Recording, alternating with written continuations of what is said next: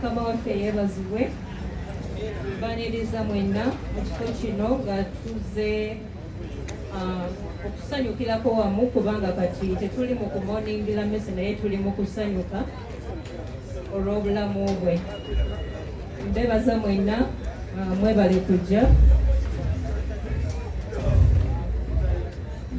Tubadde mu kaseera akazibu, tekabadde kaseera kangu kubanga omuntu okuba nti yava mu bulamu bw'ensi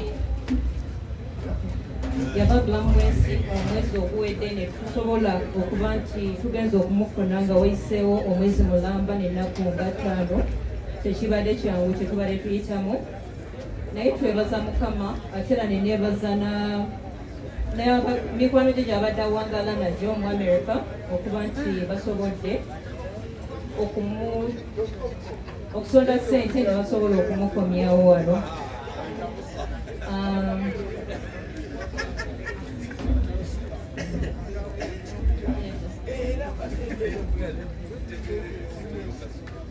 Mwebale kujja, kitalo nnyo, kitalo ddala. Mubaliwo okuva mu America kanneebazeeko omwami Muvawala, weebale nnyo ssebo, weebalire ddala olw'ebyo byonna by'okoze. N'omwami abadde kakiiko akabadde katambuza meetings, mwami Alafa, abalala bannayimu n'asonyiwa bwe mba sibamenye mannya, naye mwenna mubaddewo ku Rampire okuba nti akomezebwawo mu mirembe. Afande Bide, weebale nnyo nnyabo kubanga bino byonna tuli wano nga tewali kacyankalano konna lwa mukyalo ono. Weebale nnyo afande. Neebaza baganda ba omwami Mpire Nicholas, balamu bange, mwebale nnyo bambi okumbeererawo mu byonna.